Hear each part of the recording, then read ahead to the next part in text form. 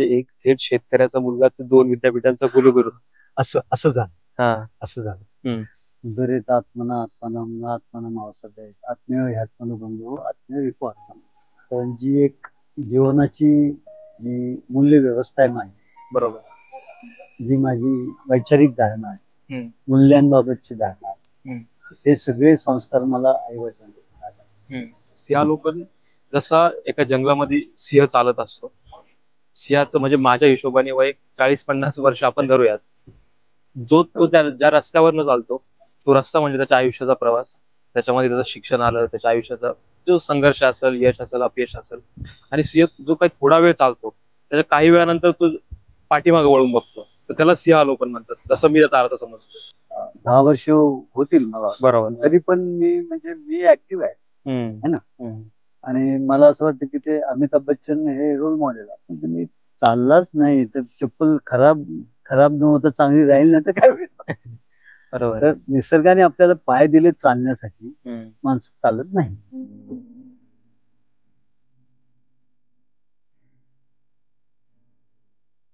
आयुष्याचा प्रवास उलगडण्याचा म्हणजे आम्ही प्रयत्न करतोय एका शांत पद्धतीने.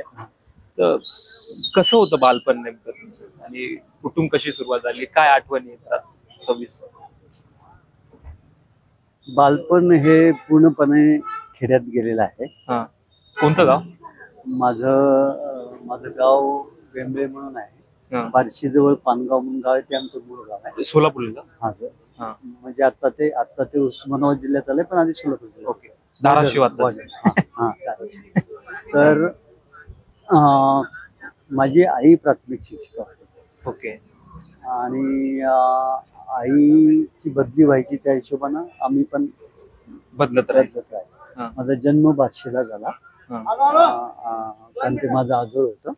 तर बार्शीला माझा जन्म झाला आणि मी घरातला मोठा होतो. आणि आई वडिलांचे मी असं म्हणेन की माझ्यावर अनंत उपकार आहे. कारण जी एक जीवनाची जी मूल्य व्यवस्था आहे माझी, बरोबर, जी माझी वैचारिक धारणा आहे, मूल्यांबाबतची धारणा आहे, हे सगळे संस्कार मला आई वडिलांनी मिळाले. ते दोघंही अतिशय प्रामाणिक होते त्यांच्या क्षेत्रामध्ये. शिक्षणाची ओढ त्यांनीच मला निर्माण केली. मला त्यांच्याच्यानी जेवढं काही पाठबळ देता येईल तेवढं त्यांनी दिलं. आणि वडील तर अतिशय, ज्याला म्हणू की पराकोटीचे विनम्र आणि पराकोटीचे अभ्यास. त्यांना शेतीचं खूप आवडती, शेतीचे तज्ज्ञ पण होते ते. पण त्यांनी स्वतः कधीही ज्याला म्हणू की अप्रामाणिक असं वागणूक मी पाहिलीच नाही. म्हणजे शेवटी जेव्हा ते रिटायर्ड व्हायला आले त्यावेळेला ऍग्रिकल्चर फार्म असतो राज्य सरकारचा, त्याचे ते प्रमुख होते कृषी विभागात. तर त्यांनी म्हणजे तिथं फळबाग असायची जास्त. लिंबू सुद्धा तिथून आणून बाजारात आणून द्यायचे. म्हणजे असं त्यांचं तत्वनिष्ठ होते, मूल्यनिष्ठ होते. ते सगळं मी बघितलंय. आणि बालपणी मला ते वाचनालयात घेऊन जायचे, मग सगळे पेपर असायचे, सगळे पेपर ते वाचायचे, मग काही नोटिंग घ्यायची छोट्या वहीवर.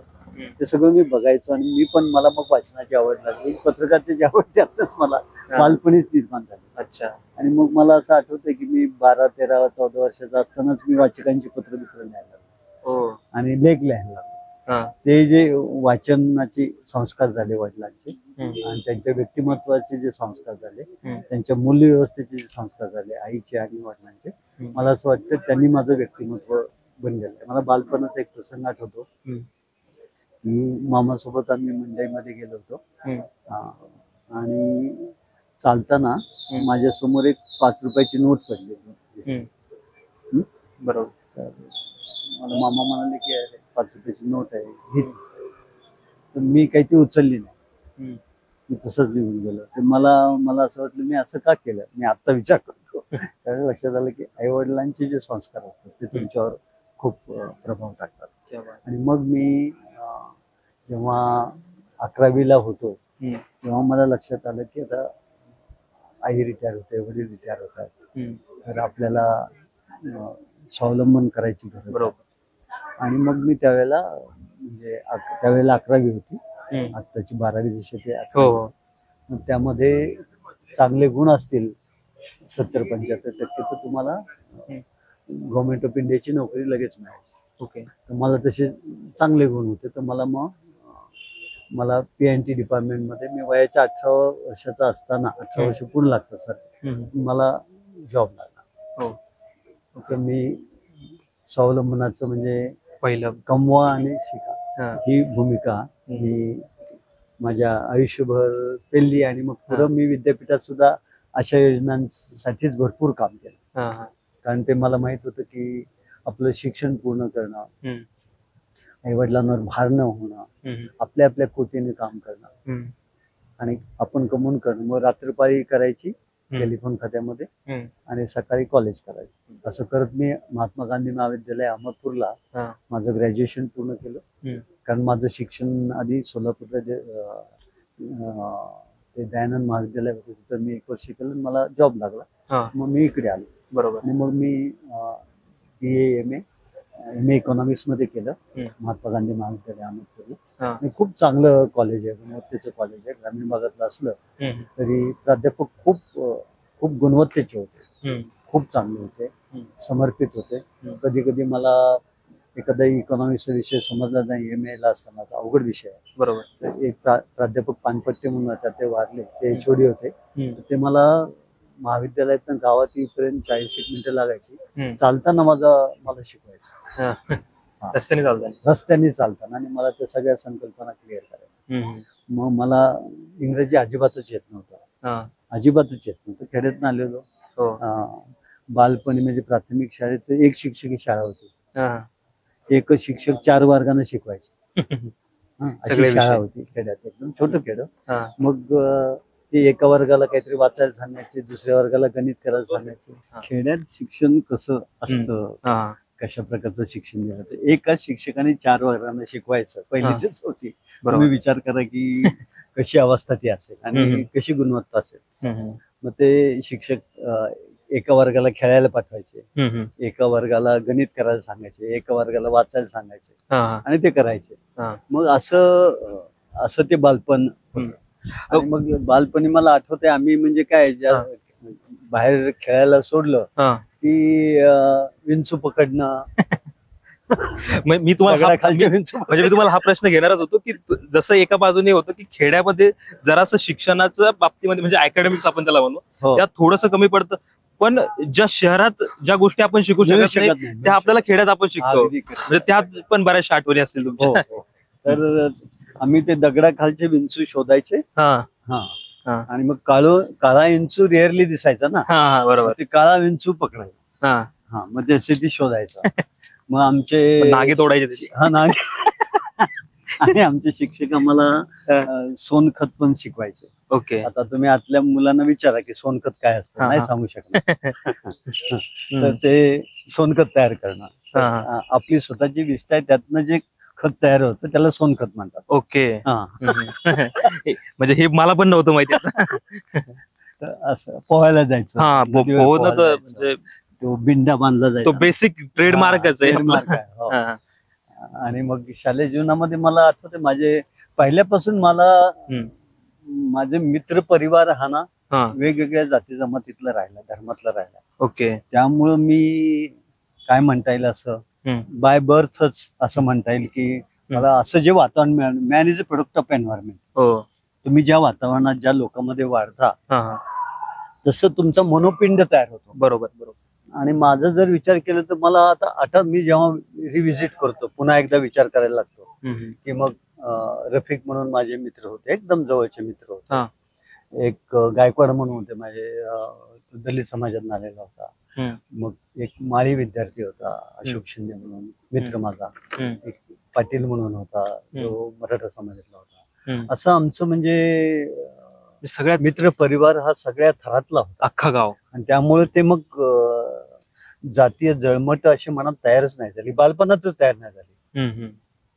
बरोबर. तो एक संस्कार, मला असं वाटतं की तो खूप महत्वाचा संस्कार आहे की तुम्ही समाजाकडे पाहताना जातीय दृष्टीने पाहता की व्यापक दृष्टीने पाहता. म्हणजे आता जातीचा विषय आला म्हणून जरासं की तो शिक्षणामुळे म्हणा किंवा तुमच्या घरातील संस्कारांमुळे तो तुमच्यात निर्माण नाही झाला. पण गावातली परिस्थिती आज आपण जेव्हा इतिहासाकडे बघतो, जेव्हा खेड्यांना एक खूप छान गावगाडा म्हणून आपण बघतो. गावगाडा म्हणलं की फार सुंदर वाटतं, जसं पुस्तकात वाचतो आपण की नदी वाहतीये, त्याच्या काठावरती गाव आहे. पण जात व्यवस्था ही त्या काळातली किंवा बऱ्याचशा तुम्ही जसं आता अंट्याची बेटी सांगितलं, ही त्या काळातलं वास्तव होतंय. तर याकडे तुम्ही कसं बघता, आणि तुमचेही बरेचसे अनुभव असतील या काळात, त्याबद्दल कसं? एक एक क्लिअर आहे की जे लोक असं म्हणतात ना, जातीवाद राहिलेला नाहीये, बदललं, आता सगळं बदलून गेलंय, आता कोण हे करतं. यातल्या काही गोष्टी खऱ्या असल्या, काही गोष्टी खोट्या पण आहेत. म्हणजे जात नष्ट झालेली नाहीये. Number one, caste is a reality till today. Yes. In past it was a reality, and few 50 years back it was a reality, today also it was a reality. आणि ती फक्त खेड्यातच आहे असं नाही. जातीवाद हा शहरात सुद्धा आहे. तो सर्व दूर आहे, सर्वत्र आहे. आणि मला बाबासाहेब आंबेडकरांचं एक वाक्य खूपच आवडतं. त्यांनी असं सांगितलंय, caste is a mental prison. जात हा काय आहे, मानसिक तुरुंग आहे. बरोबर. प्रत्यक्षात जात असं काही नाहीये ना. तर प्रत्येक मानवामध्ये वेगवेगळे पण व्हरायटी आहे, रंग, रूप, उंची, अमुक तमुक आहे. परंतु जात नावाची एक वैशिष्ट्य, अशी कॅरेक्टर्स, ह्युमन कॅरेक्टर ज्याला म्हणून, मानवी व्यक्तिमत्वात असे घटक आहेत जातीचे. त्याच्यावरून तुम्ही ओळखता की तुम्ही कोणत्या जातीचे, काही नाही. बरोबर. म्हणून त्यांनी वापरले की हे मानसिक तुरुंग आहे, मनात आहे, काल्पनिक आहे. बरोबर. आणि काल्पनिक उच्च निश्चित आहे. इन रियालिटी तुम्ही जर रॅशनली पाहिलं, बुद्धिवादी दृष्टीने पाहिलं, तर तसं काहीच नाहीये, पण प्रत्यक्षात आहे. आणि तुम्ही भारताची संबंध स्वरूप आणि रचना बघा. तुम्ही जर जपानला गेला तर एका प्रकारचे, एका रंगाचे, एका वर्णाचे, एका उंचीचे लोक सापडतील. तुम्ही इंग्लंडला जा, एका साच्याचे, एका प्रकारची माणसं तुम्हाला दिसतील. बरोबर आहे. चीनला जा, एका प्रकारची माणसं दिसतील. युरोपात जा, तुम्हाला त्या त्या देशात त्या प्रकारचे लोक वर्णाचे दिसतील. शारीरिक स्ट्रक्चर सुद्धा, शारीरिक रचना सुद्धा, उंची असेल, हे असेल, दिसेल. भारत हा एकच देश आहे जगामध्ये की तुम्हाला साचेबंद माणसं सापडतच नाही.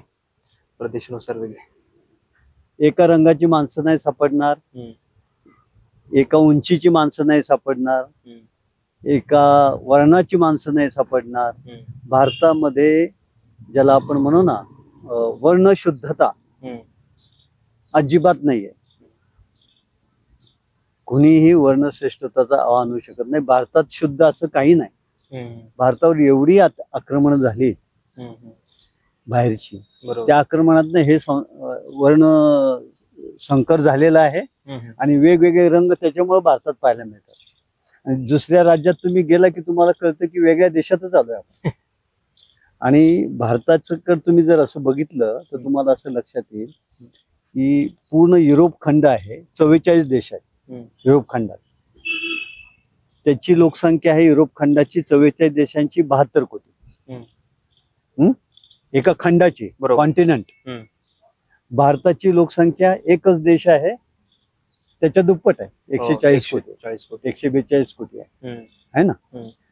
आफ्रिका कॉन्टिनेंट जर घेतला आपण, आफ्रिका खंड, त्याच्यात 52 देश आहेत. त्या सगळ्या 52 देशाची एकत्रित लोकसंख्या 140 कोटी आहे.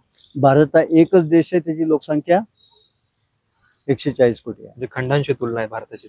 भारत हा खंडप्राय देश आपण असं म्हणतो ना, तो प्रत्यक्षात आहे. बरोबर. आणि जेवढी विविधता, मग शारीरिक रचनेबद्दल असो, रंगाबद्दल असो, स्वरूपाबद्दल असो, भाषिक असो, संस्कृती परंपराबद्दल असो, तुम्हाला असं दिसेल की इतकं वैविध्य जगाच्या पाठीवर कुठं नाही. धार्मिक वैविध्य, सांस्कृतिक वैविध्य, जैविक वैविध्य, वर्तणुकीचं वैविध्य, खाद्य संस्कृतीचं वैविध्य, कपड्यांचं वैविध्य, इतकी विविधता जगात कुठंच तुम्हाला दिसणार नाही. ते फक्त भारतात तुम्हाला दिसेल. आणि म्हणून म्हणून भारताची जे राष्ट्रीयत्व आहे, म्हणून भारताचं राष्ट्रीयत्व मला महत्वाचं यासाठी वाटतं की या विविधते सुद्धा इंडियननेस, भारतीयत्व आपण यातनं तयार केलेलं आहे. बाकीच्या देशांकडे पहा, काही धर्माच्या आधारावर देश झालेले आहेत, काही संस्कृतीच्या आधारावर देश झालेले आहेत, काही वर्णाच्या आधारावर देश झालेले आहेत, काही भाषेच्या आधारे देश झालेले आहेत, संस्कृतीच्या आधारे झाले आहेत. भारत हा एकच असा देश आहे की ज्याचं राष्ट्रीयत्व, त्यांचं राष्ट्रीयत्व अशा वेगवेगळ्या कारणाने आहे. भारताचं राष्ट्रीयत्व हे केवळ आणि केवळ भारत या देशाप्रती असणारी निष्ठा यावरच आहे.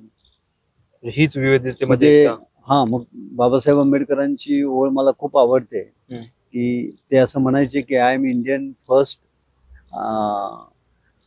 And then Hindu, then Muslim, then Christian. असं लोक जे सांगतात ते विचार मला पटत नाही. तर त्यांचं असं म्हणणं आहे की त्यांनी असं म्हटलंय की भारतातल्या लोकांच्या मनामध्ये I am Indian first and I am Indian last अशीच सार्वजनिक भूमिका पाहिजे. ओके, मी पहिल्यांदाही भारतीय आहे आणि नंतरही भारतीय आहे, कारण मग आपल्या विभाजन व्हायला 100 गोष्टी आहेत. आणि त्यामुळे हे जगातलं आगळं वेगळं राष्ट्रीयत्व आपण आहे. आणि लोकशाही व्यवस्था घटना स्वीकारल्यानंतर आपल्या देशाने खूप पुढच्या 100 वर्षाचा विचार करणारे प्रागतिक लोक होते. तुम्ही विचार करा, युरोप खंडामध्ये महिलांना मताचा अधिकार मिळवण्यासाठी 8-9 वर्ष लढा द्यावा लागला, तेव्हा त्यांना मताचा अधिकार मिळाला. बरोबर. भारतामध्ये हा वाद झाला होता की शिकलेल्या लोकांना मताचा अधिकार द्यावा, अडाणी लोकांना कशाला द्यायचा, त्यांना कळणार नाही. तो पण निर्णय आपण घेतला, महिलांना न मागता तो अधिकार दिला. बरोबर. हे भारताचं प्रागतिक दृष्टिकोनाचं जे विचार आहे, प्रणाली आहे, ती मला असं वाटतं की मग त्या स्वातंत्र्य लढ्यामधील महात्मा गांधी असतील, पंडित जवाहरलाल नेहरू असतील, घटना समितीच्या अध्यक्ष असणारे बाबासाहेब आंबेडकर असतील, आणि हे वेगवेगळ्या विचाराचे लोक होते, तरी सुद्धा त्यांनी देशासाठी, आपल्या भूमिका वेगवेगळ्या असल्या, मतं वेगवेगळी असली तरी एकत्रित देशासाठी काम केलं. देश पहिल्यांदा. मग तुम्हाला असं लक्षात येईल की जेव्हा पहिलं मंत्रिमंडळ बनलं भारताचं, पंडित जवाहरलाल नेहरू त्याचे पंतप्रधान झाले, तर त्या मंत्रिमंडळामध्ये जे डॉक्टर बाबासाहेब आंबेडकर हे काँग्रेसच्या विरोधामध्ये होते, काँग्रेसचे कधीच सदस्य नव्हते, पण त्यांची बुद्धिमत्ता, त्यांची गुणवत्ता, लॉ मधलं त्यांचं एक्सपर्टाईज, त्यांच्या इतका विद्वान माणूस कोणीच नव्हता त्या काळात, इतका उच्च शिक्षित, तर त्यांना विधिमंत्री केलं. बरोबर. गुणवत्ता पाहून. आणि श्यामाप्रसाद मुखर्जी ज्यांनी जनसंघ स्थापन केला पुढे, है ना, हिंदू महासभेच्या प्रतिनिधी होते ते कलकत्ता विद्यापीठाचे कुलगुरू होते, विद्वान मनुष्य होता. तर त्यांना सुद्धा भारताचे पहिले प्लॅनिंग मिनिस्टर त्यांना केलेले आहे, नियोजन मंत्री. ओके. आज आपण कल्पना करू शकतो का की आपल्या पक्षातलेच हुशार लोकांना आतमध्ये घेतलं जात नाही, बाहेर ठेवलं जातं, बाकीच्यांना घेतलं. हा, म्हणजे पक्षातले खुजा लोकांना घेतलं जातं, बुद्धिमान लोकांना घेतलं जात नाही पक्षात. पक्षाबाहेरच्या विद्वानांना घ्यायची ही संकल्पना आता आपल्याला पचूच शकत नाही. बरोबर. तेव्हा त्या काळात त्यांनी तो विचार केला. ते या देशाबद्दल विचार करणारी मंडळी होती, खरे देशभक्त होते ते. असं. परत एकदा आपण खंडावरून देशावर बऱ्याच दूर गेलो, परत मी तुम्हाला खेड्यावरती घेऊन येतो. पण त्याच्या आधी अजून एक मी विसरून जाईल, मी ते सांगतो. आता नव भारताचा हा नवा भारत आहे असं सांगितलं जातं, समजूया नाही, सांगितलं जातं. तर नवा भारत हा शब्द पहिल्यांदा डॉक्टर आंबेडकरांनी वापरलेला आहे. स्वातंत्र्य मिळायच्या आधी 1940-42 ला चले जाव चळवळ सुरू झाली. त्यावेळेला बाबासाहेबांनी असं म्हटलंय की आता या चळवळीमुळं आणि लढ्यामुळं भारताला स्वातंत्र्य मिळणार आहे, नक्की आहे. ब्रिटिश आपल्याला तसे संकेत देत आहेत, भारत स्वतंत्र होणार आहे. मी चिंतित आहे, I am thinking about the new India. स्वातंत्र्यानंतर भारत कसा असेल, का तो पुन्हा चातुर्वर्ण्यधिष्ठित असेल, वर्गवारी करणारा असेल, काहींना गुलाम ठेवणारा असेल, का सगळ्यांना समान संधी देणार असेल. मी त्या नव्या भारताबद्दल विचार करतोय. नवा भारत तेव्हाच निर्माण झालेला आहे, आता नाही बरं. निर्माण झालेला. नवा भारत हा आपण 1950 साली, त्याला आता 75 वर्ष झाली, जेव्हा आपली घटना आपण स्वीकारली आणि रिपब्लिकन झालं भारताचं, है ना, तेव्हाच आपल्या देशामध्ये नवा भारत जन्माला आलेला आहे. आता काही लोक असं म्हणतात आता नवा भारत आहे, नाहीये, आताचा नवा भारत नाहीये, तेव्हाच नवा भारत तयार झालेला आहे आणि तो आता 75 वर्षाचा झालेला आहे. जसं मी मग म्हणलो, परत एकदा खेड्यावरती आपण येऊया, की तुम्ही जे सांगत होते की जे गोष्टी शहरात आपण एक म्हणजे मिळत नाही, अकॅडमिक गोष्टी शहरात शिकतो, पण काही जे अनुभव असतात ते खेड्यात, ते गावगाड्यात मिळतात. त्याबद्दल तुम्ही सांगत होते, जसं की इंचू शोधणं, पोहायला जाणं.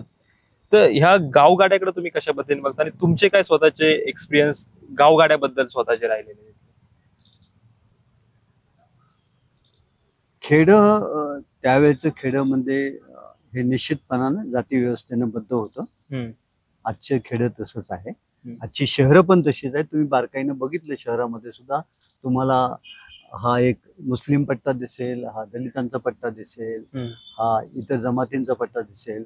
अगदी आधुनिक सोसायट्या जर तुम्ही बघितल्या, त्या सुद्धा जात, धर्म, भाषा यांनीच बनलेल्या दिसत आहेत. बरोबर. मग ती विभागणी आपल्याला खेड्यात आहे आजही, आणि ती आपल्याला शहरामध्ये सुद्धा दिसते. तर ते भारतीय वास्तव आहे. आणि म्हणून जाती जनगणना करणं भारतासारख्या देशात अत्यावश्यक आहे. त्याशिवाय आपल्याला मागासलेले कोण आहेत, किती आहेत, कोणाची किती लोकसंख्या आहे, कोणाला कोणती योजना देणं आवश्यक आहे, सामाजिक आर्थिक स्थिती काय आहे, हे आपल्याला समजणं आवश्यक आहे ना. जेवढ्या आपल्याकडे जाती आहेत त्या जातींचा आपण विचार केला, 6,500 जाती आहेत, त्याहून अधिक. तर त्या जातींची सत्यता कळल्याशिवाय आपण योजना कशी काय आखू शकतो? बरोबर.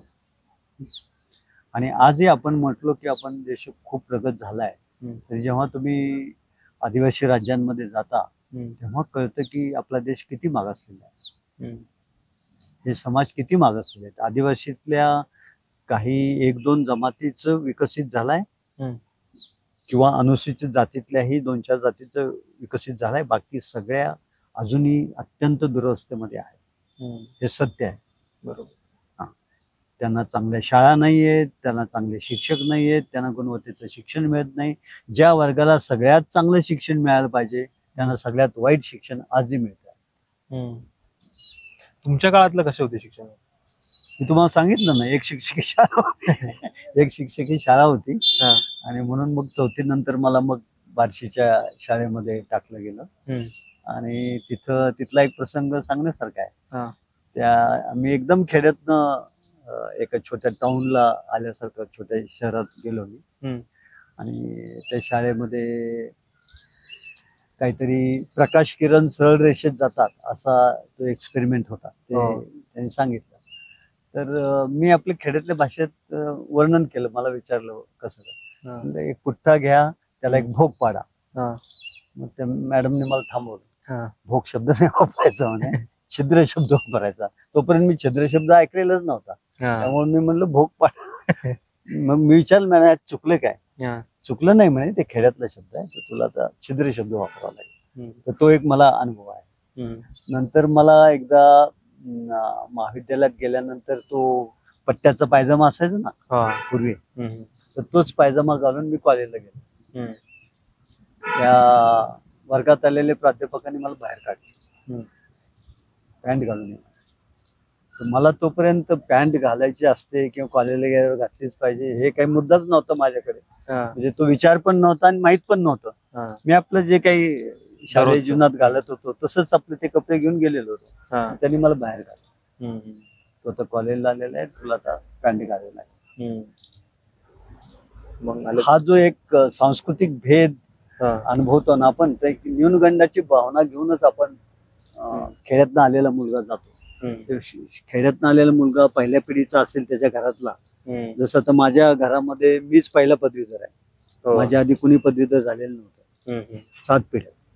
बरोबर आहे. मग जेव्हा आपण विद्यापीठ बघतो, एखादं मोठं बाबासाहेब आंबेडकर मराठवाडा विद्यापीठ बघतो किंवा पुण्याचं विद्यापीठ बघतो, तेव्हा ते भव्य दिव्यता पाहून माणूस तिथूनच दबूनच जातो, है ना. ते सगळं भव्य दिव्यता विद्यापीठांची, त्याला एक्सपोजरच मिळालेलं नसतं ना कधीच अशा वातावरणाचं. तर तो एक न्यूनगंडाची भावना असते आणि शहरातल्या मुलांकडे अहंग भावनाची भावना असते, अहंगंडाची भावना असते, न्यूनगंड आणि अहंगंड. पण गुणवत्तेच्या बाबतीत विचार कराल तर निसर्गाचा एक नियम आहे, जे शेत पडीक राहिलेलं आहे 30-40 वर्ष, तिथं जर तुम्ही काही पेरणी केली तर ते बहारदार पीक येत. तसं आपल्याला असं दिसतंय की खेड्यापाड्यातनं आलेली मुलं मुली आता मोठ्या वेगानं चमकत आहेत. ते पहिल्या पिढीचेच विद्यार्थी आहेत, पहिल्या पिढीचे उच्च शिक्षणाचे विद्यार्थी आहेत आणि ते दिसतंय की आपली चमक ते दाखवत आहेत. बरोबर. कुठं होत्या मुली आपल्या समाजामध्ये? सार्वजनिक जीवनात मुली होत्या का? महिला होत्या का? नव्हत्या. हे आपल्या लोकशाहीचं एवढं मोठं फलनिष्पत्ती आहे की लोकशाहीने महिलांना समान संधी दिली, वेगवेगळ्या समाजातल्या महिला पुढे आल्या, शिकल्या त्या आणि आपली मर्दमुकी गाजवत आहेत. कुठलंही क्षेत्र असं नाही की लाखो मुली महिला आज वेगवेगळ्या क्षेत्रामध्ये चमकत आहेत. बरोबर. समाजकारणापासून राजकारणापर्यंत महिलांना पंचायत राज व्यवस्थेत आपण आरक्षण दिलं 50%, परंतु विधानसभा आणि लोकसभेत नाही दिलेलं अजून. कारण महिलांना तिथं वाटा दिला गेला पाहिजे. त्याची घोषणा झाली, त्यांनी अजून हे नाही केलं. नाही अजून तर त्याचा कायदा नाही झाला. तर जसं आपण तुमच्या शालेय जीवनानंतर तुम्ही शहरात आला, ह्या नंतर पत्रकारितेकडे तुम्ही कसं वळाला आणि उच्च शिक्षणानंतर जो तुमचा न्यूनगंड तो कधी गेला आणि तुम्हाला चमकायची संधी कधी मिळाली? मी तुम्हाला सांगितलं की मी महात्मा गांधी महाविद्यालय अहमदपूरला, लातूर जिल्ह्यामध्ये, पूर्वीच उस्मानाबाद जिल्हा, तिथे मी नोकरी करत शिकलो. BA झालो, MA झालो आणि तिथं सगळी खेड्यातलीच मुलं असायची. तो एक मला ऍडव्हान्टेज होता, फायदा झाला. आणि तिथंच पहिल्यांदा मग वाचनाची सवय वडिलांच्या संस्कारामुळे लागलेलीच होती. ते वाचतच होतो मी, लिहायलाही लागलो होतो. नामांतर लढ्याच्या बाबतीमध्ये सुद्धा मला मोठा एक प्रकल्प मिळाला. त्या ज्या गावांमध्ये अत्याचार झाले होते त्या गावामध्ये मी फिरलो. जवळपास 2 महिने मी फिरलो पूर्ण मराठवाड्यात. त्याचं एक नामांतर लढा, एक शोधयात्रा पुस्तक माझं आहे. नामांतर लढ्याचा इतिहासच माझ्याकडनं लिहिला गेला. मी साप्ताहिक मनोहरला आणि महाराष्ट्र टाइम्सला लिहायचो त्यावेळेला. मी अहमदपूरला असताना ती मोठी प्रतिष्ठित वृत्तपत्र माझं छापायचे आणि त्यातनं मला मग तो आत्मविश्वास आला की मी चांगलं लिहितोय. महाराष्ट्र टाइम्स मध्ये एक पानभर मजकूर माझा असायचा. त्या काळात महाराष्ट्र टाइम्स सारख्या वर्तमानपत्रात पानभर मजकूर येणं, तर मी जे काही सांगत होतो ना ते तिकडच्या लोकांना माहितच नव्हतं. उदाहरणार्थ मनोहर साप्ताहिकात मी स्टोरी केली होती की अहमदपूर, गंगाखेड, कंधार या तालुक्यामध्ये नारूचा रोग व्हायचा आणि घरागणिक नारू झालेला माणूस असायचा. आणि नारू कसे असायचे? शरीरातून असे बाहेर आलेले आणि एकेका माणसाच्या अंगावर 100-150 नारू असे पांढऱ्या रंगाचे, असं दोरा असतो ना तसं त्या साईजचे. आणि तो माणूस कॉटवर बाजेवर बाहेर झोपलेला. असं चित्र हे महाराष्ट्रातल्या लोकांना माहीतच नव्हतं. आणि ते का व्हायचं? तर दुर्गंधीचं पाणी. जिथं म्हशी धुतल्या जायच्या, जिथं कपडे धुतले जायचे तेच पाणी लोक प्यायचे. दूषित पाण्याचा तो परिणाम व्हायचा. मग हे मी मनोहर साप्ताहिकात स्टोरी केल्यानंतर विधानसभेत हा प्रश्न मांडला गेला. 1 तास चर्चा झाली आणि त्या गावाचा प्रश्न सुटला. कधीची गोष्ट असेल हे? 1977-78 ची गोष्ट आहे. नामांतर लढ्याची त्याच वेळेला आहे. 78 ला झाला. त्यावेळेला मी काहीतरी मला वाटतं 23-24 वर्षाचा असावा. आणि मग त्यातल्याच एका रिपोर्टला मला पुरस्कार मिळाला मनोहर साप्ताहिकाच्या.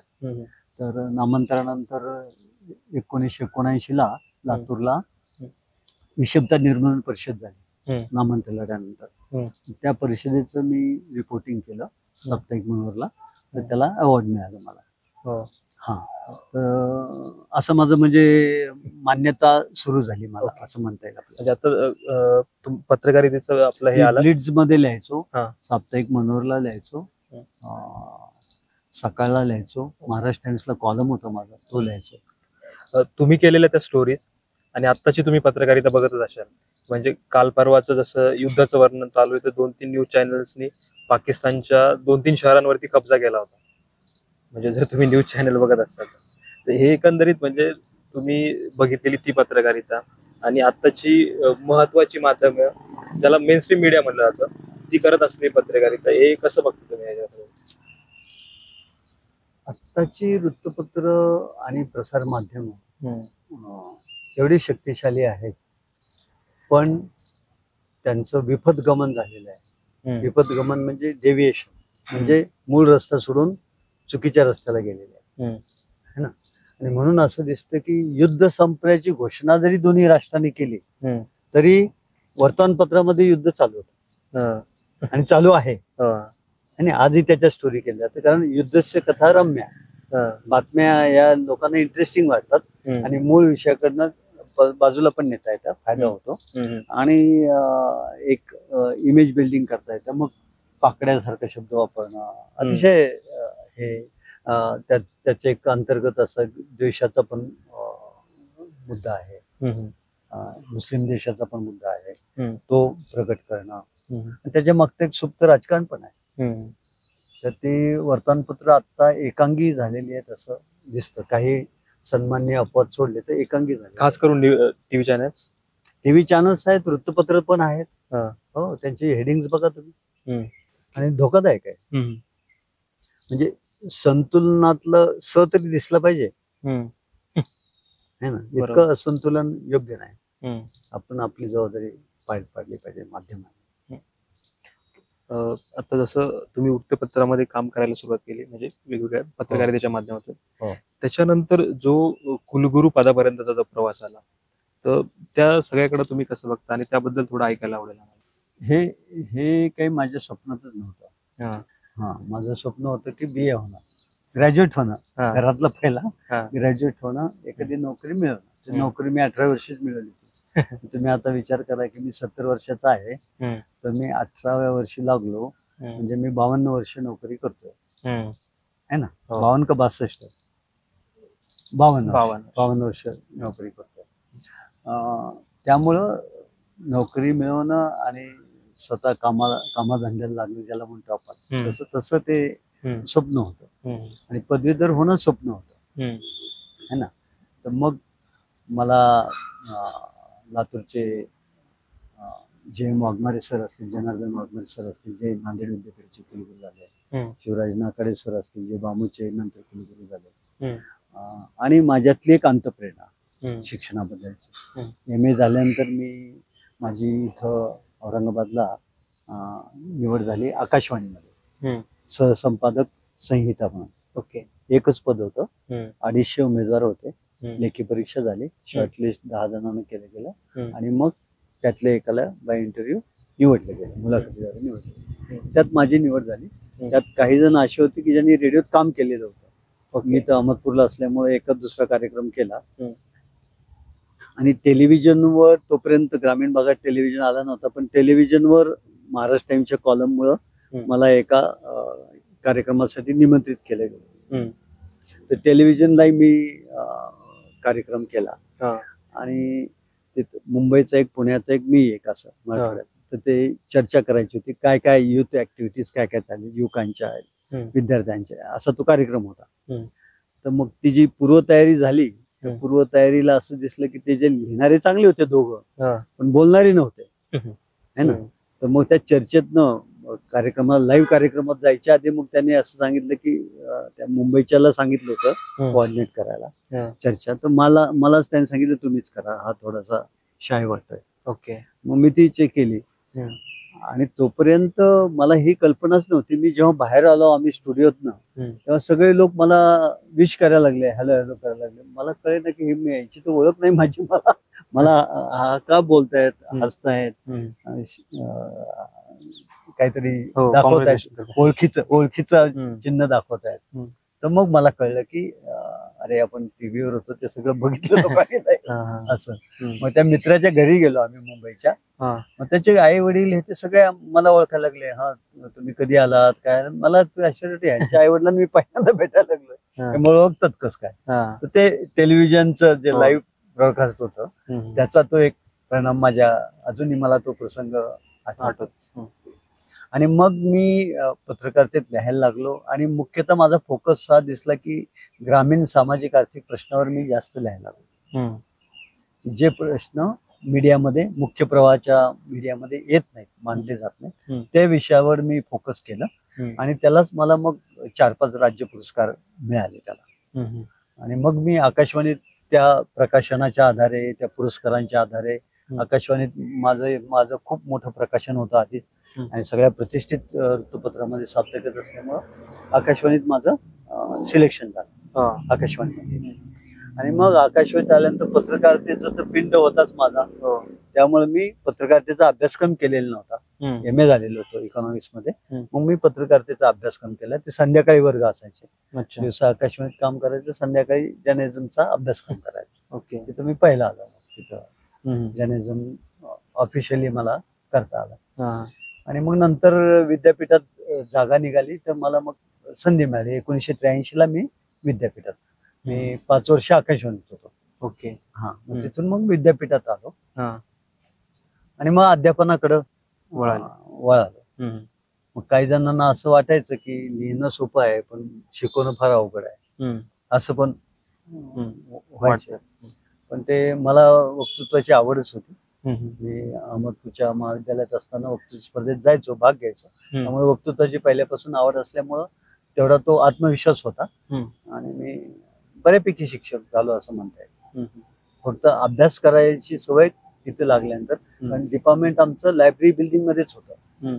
खाली लायब्ररी आणि वरती डिपार्टमेंट, बरोबर, लायब्ररी सायन्स नामचं. त्यामुळे मग अभ्यास करायला सुद्धा लगेच वातावरण पण होतं आणि स्थिती पण होती, तर तो फायदा झाला. पुढचा कुलगुरू पदापर्यंत मग परत मग आकाशवाणीतनं मी विद्यापीठात गेल्यानंतर मग शैक्षणिक कामामध्ये मी रमायला लागलो. आणि विद्यापीठातल्या सगळ्या उपक्रमांमध्ये माझा सहभाग घ्यायची वृत्तीच असल्यामुळं माझी आलेलं काम घ्यायचं, डिपार्टमेंटचं असो, बाहेरचं असो, विद्यापीठाचं असो, तर मी नाही म्हणायचो नाही. तर कारण त्यामुळे मला शिकायला मिळायचं, एक्सपोजर मिळायचं, म्हणून मी त्याकडे लक्ष द्यायला लागलो. तर मग मला शिवराज नाकाडे सर कुलगुरू असताना मला त्यांनी सांगितलं, ते मला आधीपासूनही ओळखत होते आणि माझं सगळं काम माहित होतं, त्यांना लेखन माहित होतं. ते मला म्हणाले की तुम्हाला मी डायरेक्टर स्टुडंट वेलफेअर करायचं आहे. आणि कुलगुरूंना हे अधिकार नेमायचे, अपॉइंटमेंट करायचे आणि एक प्राध्यापकाला नेमतायत, म्हणजे अधिव्याख्याता म्हणून आपण त्या काळच्या भाषेमध्ये. तर तुम्ही व्हावं ते. आता मी वर्गातले शिकवण्यात एवढा रमलेलो होतो की मला ते असं पद नको होतं, त्यावेळीची माझी मानसिकता. आणि मी जवळपास 2 महिने घेतले हो म्हणायला. सरांनी मला म्हणजे पटवलं, सांगितलं हे आवश्यक आहे, तुम्ही हे तुम्हाला हे आवडीचं साहित्य, कला, वक्तृत्व, युवकांचं कल्याण हे तुमच्या आवडतीच विषय, तुम्हाला आवडेल हे करायला, तुम्ही घ्या ते. बरोबर. त्यांनी मला पटवल्यामुळे मी डायरेक्टर स्टुडंट वेलफेअर झालो. आणि मग मला नंतर लक्षात आलं की नाकडे सर मला एवढा आग्रह का करत होते, तर त्यांनी मला नंतर सांगितलं, ते रिटायर झाल्यानंतर मी त्यांना भेटलो तेव्हा ते म्हणाले की तेव्हा मी ओळखलं होतं की तुम्हाला युनिव्हर्सिटी पातळीवरच नेतृत्व करायची संधी दिली पाहिजे, तुमच्यात मला पोटेन्शियल दिसलं. तर मला काहीच कळत नव्हतं. त्यांनी म्हणलं तुमच्यात पोटेन्शियल दिसलं म्हणून मी तुम्हाला आग्रहपूर्वक ते पद घ्यायला लावलं आणि भाग पाडलं. आणि मग विद्यार्थी कल्याण विभागाचा संचालक झाल्यानंतर आंतर महाविद्यालयीन युथ फेस्टिवल घेणं, त्याच्यात कलेचे सगळे प्रकार आयोजित करणं, मग त्याच्या आधी जिल्ह्यात वाटून योग महोत्सव व्हायचे, ते मी एकत्रित योग महोत्सव सुरू केला. कमवा शिका योजना जी गरीब विद्यार्थ्यांसाठी आहे तिचा खूप मोठा विस्तार केला. मानधन वाढवलं मुलांचं. कमवा शिका योजनेत मुलींना प्रवेश दिला. तिथं असं होतं की ओपनच्या मुलांना 30 दिवस काम मिळायचं, मागासवर्गीय मुलांना 20 दिवस काम मिळायचं.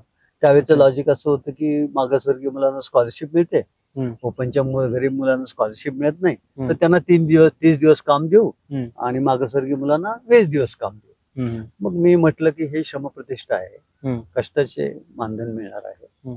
आणि मग मी नाकडे सर लॉचेच एक्सपर्ट होते. हो. मग त्यांना मी सांगितलं की सर हे डिस्क्रिमिनेशन होत आहे, भेदाभेद होत आहे. तर हे श्रमप्रतिष्ठा आहे, जेवढं काम करायचं त्याचा मोबदला आहे. बरोबर. तर ह्याच्यात समानता असायला पाहिजे. ह्याच्यात मुली नाही आहेत, मुलींना पण संधी दिली पाहिजे. मुली शिक्षणात टिकणं, उच्च शिक्षणात टिकणं खूप आवश्यक आहे. त्यांच्या घरचे पार्श्वभूमी बघता, घरात एक मुलगा एक मुलगी असं त्या आईवडील मुलाला शिकवतात. तर त्या मुली टिकल्या पाहिजेत उच्च शिक्षणामध्ये. तर म्हणून मुलींना पण कामावर शिका योजनेत घेतलं पाहिजे. तर माझ्या आधी 2 मागासवर्गीय डायरेक्टर झालेले होते, डायरेक्टर स्टुडंट वेलफेअर. ओके. पण त्यांना हे बोच नाही झाले. कोणची कशाची? 20 दिवस आणि 30 दिवसाची. पण मला लागली, कारण ते ज्याला म्हणतो ना आपण, एक वैचारिक भूमिका स्पष्ट असेल, स्पष्टता असेल, तर तुम्ही मग कृती करायला लागता. बरोबर. आणि मग मी सरांना, कुलगुरू सरांना पटवून दिलं. त्यांनी ते कायद्याचेच असल्यामुळे त्यांनाही लगेच पटलं. आणि आम्ही कुठल्याही भेदाभेदाशिवाय 30 दिवसाचं काम सगळ्यांना सुरू केलं. मुलींना पण कमाव शिका योजना सुरू केली. त्याच्यामधलं ऍक्टिव्हिटी वाढवल्या, झेरॉक्स सुरू केलं, त्याच्यामध्ये पॅड निर्मिती, एनव्हलप निर्मिती, त्याचं एक युनिट सुरू केलं. नामांतरानंतर एक अनुदान मिळालं होतं कमाव शिका योजनेला. त्याचा अतिशय चांगला, कारण ते काहीच झालेलं नव्हतं त्यात. मग मला ती संधी मिळाली. बरोबर. मग मी त्याच्या अंतर्गत या सगळ्या ऍक्टिव्हिटी सुरू केल्या. उत्तम रीतीनं तिथं काम मी करू शकलो. आमराई होती विद्यापीठात, त्या आमराईची विक्री व्हायची 30-40 हजारात. आणि लंगडा अतिशय चांगला गोड आंबा होता तिथला. तर मी त्याची सिस्टीम बदलली. जेवढे बागवान आहेत त्यांच्याकडे जाऊन त्यांना त्या लिलाव व्हायचा त्यावेळेला बोलवून करून, मग ते जे केवळ 30 हजारात जायचं, तर 3 लाखावर बाग जायला लागली. मग मी या गावाकडे आंबे विकण्याचा थोडा आणि एक विचार करत होतो मी, की मी विद्यापीठात बघत होतो की एवढी जमीन आहे शहरामधली, आणि पडीक जमीन आहे, एड्या बाबळी आहेत नुसत्या पडलेल्या, शेकडो एकर. मग मी विचार केला की याच्यावर काहीतरी व्हायला पाहिजे. बरोबर. आणि कमवा शिकातला अनुभव होताच त्या परिसर विकासाचा. तर मग मला एक संधी मिळाली विद्यापीठामध्ये, की 25 वर्ष झाली होती विद्यापीठात. म्हटलं आता आपण रिटायरमेंट होणार आहोत 10-12 वर्षांनी. बरोबर. आपण विद्यापीठाच्या राजकारणात कधीच भाग घेतला नाही, तर आपण बघूया एक ट्राय करून. आणि मी विद्यापीठाच्या सिनेटच्या निवडणुकीला उभा राहिलो. विद्यापीठात असं होतं की राष्ट्रवादीचा गट, भाजपचा गट, अजून एक काँग्रेसचा गट, असे गट असायचे राजकारण. तर मी पत्रकारितेतला असल्यामुळे आपण न्यूट्रल, कुठल्याही गटात सामील व्हायचं नाही, अपक्ष तटस्थ. तर मी स्वतंत्र उभा राहिलो. आणि मला काही मित्रांनी सांगितलं की अरे हे फार अवघड असतं, तर पराभव पचवता येत नाही. ते म्हटलं उभारतानाच माणसाने ठरवलं पाहिजे की पराभूती होऊ शकतो. पराभव स्वीकारण्याची तयारी असल्याशिवाय निवडणुकीत कुणी उभंच राहू नये. तर मी ती तयारी केलेली आहे. प्रयोग आहे माझा, पडू पण शकेल, काय प्रॉब्लेम. पडलं तर पडलं, काय विषय नाही. थोडी बदनामी होते, काही प्रॉब्लेम नाही. मी उभं राहिलो आणि सिनेटवर निवडून आलो. ओके. मला अशी सगळ्या गटातनं 2-4 अशी, आणि तटस्थ 10-12 लोक असतात, ते असे करून मी यशस्वी झालो, सिनेटवर निवडून आलो. सिनेट नंतर मॅनेजमेंट काउन्सिल असते, तिथं माझं काही स्वप्न नव्हतंच, कारण तिथं गटांचंच काम चालतं. बरोबर आहे ना, त्यांचे 30-40 लोक आलेले असतात, गटाचं काम चालतं. त्यामुळे तिथं मी उभं राहायचा प्रश्नच उद्भवत नव्हता. पण वसंत काळे जे होते, त्यांचा एक मोठा गट होता, आणि ते विद्यापीठावर बरेच काळ त्यांचा प्रभाव असायचा होता, 30-40 वर्ष. मग त्यांचे जे उमेदवार होते सिनेटचे, विद्यापीठ प्राध्यापकातले, ते पडल्यामुळं त्यांना एक कॅन्डिडेट पाहिजे होता. अच्छा. ते आजारी होते हॉस्पिटलमध्ये. मला त्यांनी बोलून घेतलं की तुम्हाला आता आपल्याला तुम्ही मॅनेजमेंट काउन्सिलचे उमेदवार होणार. वसंतराव नका करू, तुमचे लोक आहेत, मी तुमच्या विरुद्ध निवडणूक लढून आलेलो आहे. ते गेलं, संपलं म्हणे ना, आता ही निवडणूक झाली, आता याला तुम्हाला उभं करायचंय, माझी सगळी मतं तुम्हाला मिळणार आहे, तुम्ही करा. आणि त्यांनी मला उभं केलं, कॅन्डिडेट दिलं. त्यांचा जो गट होता, त्या गटातल्या लोकांना हे सहनच नाही झालं की एक आपल्या विरुद्ध लढून आलेल्या माणसाला मॅनेजमेंट काउन्सिलचं उमेदवार केलं. बरोबर. असं मग मी फिरलो सगळीकडे, बऱ्याच ठिकाणी असं झालं की मला कार्यक्रमाला बोलवलं, त्या निमित्तानं भेटी होतील असं लोकांनी एक योजना केली.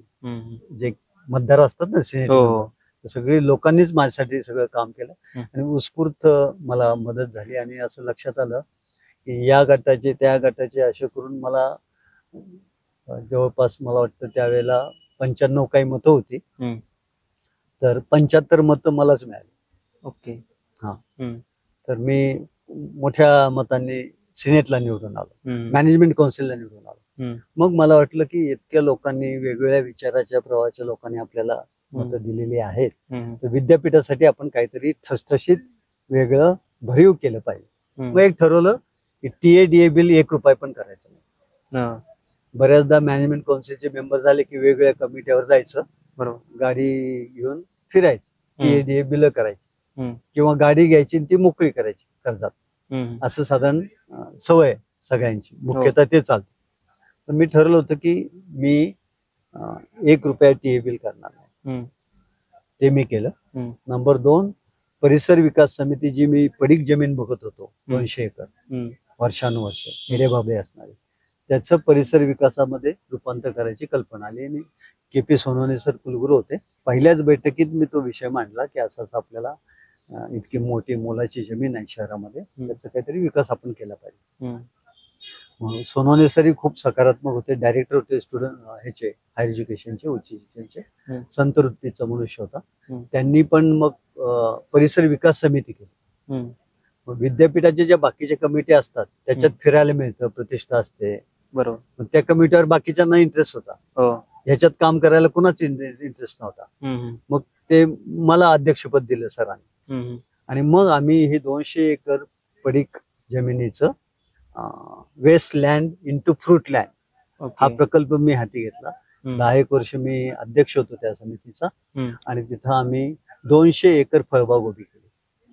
आणि सुरुवातीला आम्ही रोजगार हमी योजनेच्या द्वारे महाराष्ट्र सरकारच्या करायचा प्रयत्न केला, पण ते फायनल होता होता जे सेक्रेटरी आम्हाला नानासाहेब पाटील म्हणून पाठबळ देणारे होते त्यांची बदली झाल्यामुळे ते पेंडिंग पडलं. मग शरद पवार कॉन्व्होकेशनला आले होते आणि बोगे साहेब आपले कुलगुरू होते, विभागीय आयुक्त जे होते. मग त्या काळामध्ये त्यांना मी सांगितलं की असा असा विषय आहे, तर ते म्हणाले शरद पवारांना बोलूया आपण. सांगितलं. मग शरद पवारांची कॉन्व्होकेशन नंतर भेट झाली, तिथं मी हा विषय त्यांना सांगितला. तर ते म्हणाले की, मी म्हटलं त्यांना की आपण महाराष्ट्र सरकारला बोललात तर काम होईल, आमचं फायनल स्टेजला आलेलं आहे. ते म्हणाले नका, तुम्ही भारत सरकारला करा. ते कृषी मंत्री होते. ओके. आणि मग ते फळबाग विकास महामंडळ जे आहे त्याच्याकडे त्यांनी अर्ज करायला, आम्ही अर्ज केला आणि तो प्रकल्प त्यांनी मंजूर केला आपल्याला आणि जळगाव विद्यापीठाला. आणि त्यातनं मग ही फळबाग विकसित योजना झाली, ज्याच्यामध्ये आपण 15,000 सीताफळे लावली, 1,500 आंबा लावला, 1,000 चिंच लावली, 1,000 पेरू आणि डाळिंब लावले. अशा सगळ्या फळबागेची रचना केली आणि त्याला ठिबक सिंचन करून जिरायत फळबाग आपण केली. ओके. तर ते एक विद्यापीठाला 8-10 लाखाचं उत्पन्न नियमित सुरू झालं. प्लस तिथं एक ऑक्सिजन हब जो विद्यापीठ ऑलरेडी आहेच आहे, ऑक्सिजन अजून त्याला अजून विकसित झाला. म्हणून मला शहरातले एक डॉक्टर आहेत वरे, अजित वरे म्हणून, त्यांनी मला सांगितलं की आम्ही फिरायला जातो. म्हणलं असं असं आम्ही केलं, कृषी विद्यापीठात पण एवढी मोठी फळबाग नाहीये. त्यामुळे तेवढ्या पुरतं तुम्ही बोलूच नका म्हणाले. अजून 100 वर्षांनी शहराला जो ऑक्सिजन लागेल तो ऑक्सिजन तयार करण्याचा हब तुम्ही तयार केलेला आहे. पर्यावरणाच्या दृष्टीने खूप मोठं काम झालेलं आहे तुमच्या हातून. तुमच्या डोक्यात नसेल तो विचार, पण ते झालेला आहे आता. ते एक मला एक आनंदाची गोष्ट वाटते की ते मी तिथं करू शकलो. आणि मग मी काही विद्यापीठांच्या, यशवंतराव चव्हाण मुक्त विद्यापीठाच्या अकॅडमिक काउन्सिलर होतो, वेगवेगळ्या विद्यापीठाच्या संशोधन विकास समितीवर वगैरे काम करायला लागलो मी वेगवेगळ्या राज्यामधल्या. म्हणजे एक थेट शेतकऱ्याचा मुलगा ते 2 विद्यापीठांचा कुलगुरू त्याची संधी मिळाली. आणि मला एक संदेश आला की तुमचा CV पाठवून द्या. पाठवला. कशासाठी मला काही सांगितलं नाही कशासाठी. आणि त्यांनी ते रेकमेंड केलं आणि मी विद्यापीठातून परत यायला लागलो होतो. सिडको मध्ये राहतो मी घरी. त्या दिवशी चालत येत होते का गाडी? हा. त्या दिवशी आम्ही गाडीनच येत होतो अच्छा. आणि घराच्या कॉर्नरलाच राज्यपाल ऑफिस मधून सेक्रेटरीचा फोन आला. हा. देशपांडे म्हणून सेक्रेटरी होते हम्म. की भवाने सर, मी राजभवन मधून बोलतोय, हम्म. चान्सलरचा सेक्रेटरी, हम्म. तुम्हाला परवा दिवशी कुलगुरू पदाचा चार्ज घ्यायचा आहे. मग माझ्या तोंडातून निघाला हाऊ कम, म्हणजे असं कसं काय झालं. हा. तर ते म्हणाले आमचा विचारपूर्वक घेतलेला निर्णय आहे, तुम्ही हा. तिथे जॉईन व्हायचं. मग अचानक तेव्हा ती एक शिक्षकांना असणारी शाळा नाही आठवली का तुम्हाला? हो, खरंच आहे ना. हा. म्हणजे हे स्वप्नातही पाहिलं नव्हतं की मी बरोबर. कधी कुलगुरू पदासाठी तयार होईल, हम्म. अर्ज करेल, हम्म. माझी निवड होईल. म्हणजे एक थेट शेतकऱ्याचा मुलगा ते 2 विद्यापीठांचा कुलगुरू, ते 2 विद्यापीठांचा कुलगुरू. असं झालं. हा. असं झालं. हम्म. आणि मग मुक्त विद्यापीठामध्ये मला 2009-10 मध्ये काम करायची संधी मिळाली. हम्म. नंतरची संधी माझी हुकली. हा. राजकीय हे असतं त्याच्यामध्ये, हम्म. त्याच्यामधनं हुकली. हम्म. पण तिथं मला खूप, कारण ते राज्य पातळीचं विद्यापीठ आहे, हम्म. 3.5 लाख विद्यार्थी आहेत त्यात. बरोबर. आणि राज्यभर सेंटर्स आहेत त्याचे. हम्म. आणि information communication technology, mass communication हा आपला माझा अभ्यासाचा विषय असल्यामुळे हो. तिथं मला अधिक चांगल्या रीतीनं मला काम करता आलं. हम्म. ते एक त्याचा फायदा. मी एक तिथे इम्पॅक्ट करू शकलो त्या विद्यापीठामध्ये. हम्म. आणि मागासवर्गीय मुलांना स्कॉलरशिप मिळत नव्हती त्या विद्यापीठात. हम्म. तर मी राज्य सरकारशी, सामाजिक न्याय विभागाशी संपर्क साधून, त्यांच्याशी मीटिंग्स घेऊन, त्यांना कन्व्हिन्स करून, पाठपुरावा करून, पत्र देऊन त्यांच्याकडनं ते करून याची मंजुरी करून घेतली. म्हणजे जे 25 वर्षात झालं नव्हतं ते मी करून घेतलं. आपणच आपले शिल्पकार असतो आणि आपणच आपले शत्रू असतो. बरोबर. तर आपण आपलं शत्रू व्हायचंय काय शिल्पकार व्हायचंय हे आपण ठरवायला पाहिजे. आता मला ते पुस्तक आठवलं, वामनराव पैंचं, तूच आहे तुझ्या जीवनाचा शिल्पकार. तर ते उदरेत आत्मना आत्मानम न आत्मानम अवसदेत आत्मेव ह्यात्मनो बंधू आत्मेव रिपू आत्मना. तर तू तुझा शत्रू आहे, सखा पण आहे, मित्र. बरोबर. तुला कुठं जायचंय, काय जायचंय, दुसऱ्याला दोष तू देऊ शकत नाही. बरोबर. जे काय ते तुझं, तुझंच आहे, तुझ्या हातात आहे काय करायचं. समजा निर्व्यसनी राहणं, समजा वडिलांचे संस्कार आहेत मला, है ना, पण ते कंटिन्यू करणं. हो, है ना. ते म्हणजे ते कंदील देतील, रस्ता दाखवतील. हा, पत्रकारितेमध्ये कसं आहे की दारू, व्यसन, हे सिगारेट हे म्हणजे कॉमन आहे. 99% लोक घेतात. बरोबर आहे. तर त्या वातावरणात आपलं टिकून ठेवणं है ना. प्राध्यापकही तसेच आहेत, बहुसंख्य प्राध्यापक तसेच आहेत. तर त्याच्यातनं ते आपलं जपणं, सत्व जपणं आणि स्वतःची गुणवत्ता वाढवणं हे सगळ्यात महत्वाचं आणि आव्हानात्मक बाब आहे. बरोबर. मला अहमदपूरला असताना इंग्रजी मी वाचतही नव्हतो आणि बोलतही नव्हतो. पण त्या कॉलेजमध्ये MA इकॉनॉमिक्स इंग्लिशमध्ये असल्यामुळं सेमिनार द्यावा लागायचा. मग तिथून मला 10 मिनिटं बोलावं लागायचं ना. तिथून मला सवय लागली थोडं इंग्लिशमध्ये बोलायची तयारी करून. तो कॉन्फिडन्स आला आणि मी आता मग असं आहे की मी गेले 35 वर्ष मी इंग्रजीमध्ये जाऊन कीनोट ॲड्रेस देतो, भारतभर फिरतो, नॅकसाठी विद्यापीठांचं कॉलेजचं मूल्यांकन करायला जातो, चेअरमन म्हणून जातो. तुम्ही कधी पण तुमचं मेरिट काय आहे, गुणवत्ता काय आहे, तुम्ही तुमच्या प्रदेशाबाहेर, राज्याबाहेर गेल्याशिवाय कळत नाही. बरोबर. ते लोक तटस्थपणे तुमचं मूल्यांकन करतात आणि ऍप्रिशिएट करतात, कारण त्यांचं काही देणं घेणं नसतं तुमच्याशी. आपण इथं वासरात लंगडी गाय शानी असतो. वासरात लंगडी गाय शानी असतो आणि वासरांना सुद्धा आपल्याबद्दल चांगली भावना असेलच असं नाही. बरोबर. हा पण आहे ना भाग. ते राग, लोभ, असूया अनेक गोष्टी असतात. पण ते तुम्ही बाहेर गेल्यानंतरच तुमचं नेमकं स्थान काय आहे ते तुम्हालाही माहित नसतं. बाहेर गेल्यानंतरच तुम्हाला कळतं की यू आर कपेबल.